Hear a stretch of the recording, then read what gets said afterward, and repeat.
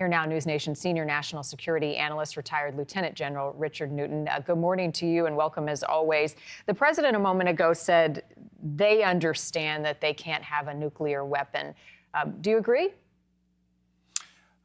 They cannot have a nuclear weapon. And Marty, we're going to see on Saturday if Iran is serious or not about moving forward with these really high-stakes talks. I believe the United States is prepared, as President Trump has outlined, militarily to strike Iran. But first, and I think the president's correct here, is moving forward with these direct talks that will occur in Oman on Saturday. And we'll see. But I think first we start with diplomatic engagement. As you mentioned, the last diplomatic engagement we actually had over Iran nuclear weapons was back in 2015. That was 10 years ago. So let's give these diplomatic talks an opportunity. If not, the United States is emboldened. Iran is weakened currently. And I believe that you would see a very forceful, perhaps a comprehensive attack against Iran should the talks fail. How might a deal, if it comes together, look or resemble the nuclear deal of 2015? And what were the parameters set at that point?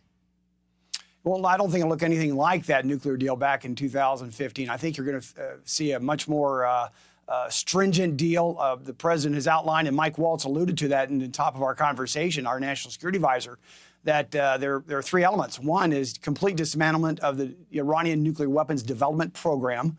Secondly, the dismantlement of their ballistic missile capability, in other words, the means to deliver a nuclear weapon.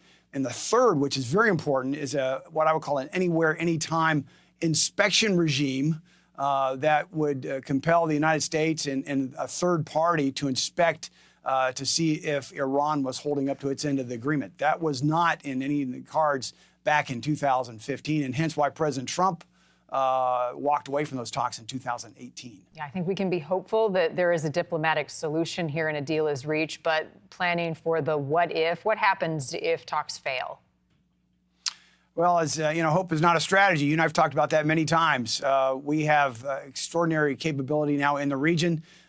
We have additional F-35 multi-role stealth fighters. We've added A-10 ground support attack aircraft. We have moved the USS Carl Vinson. A second carrier task force will be there next week to join up with the Truman in the region. And also, we've got 6 B-2 stealth bombers that have been in the media the last couple of days at Diego Garcia, which is a strategic island that we've used before, along with 6 air refueling tanker aircraft. That's unprecedented in terms of the numbers of B-2 stealth bombers we've had there. But what's key about the B-2 stealth bomber, it's the only aircraft in the world, certainly in our inventory, that can go after deeply buried targets, such as those Iranian nuclear weapons development sites that are up to 200 feet in the ground, buried in the ground with 3-foot concrete walls. We can attack those nuclear weapon development sites with 2, what we call the bunker buster 30,000-pound bombs. Yeah. So Iran is certainly aware of U.S. capabilities in the region. Yeah, what a great explanation of U.S. military might there. However, how do you interpret the president's comments that Israel would be the leader of a military strike if it came to that?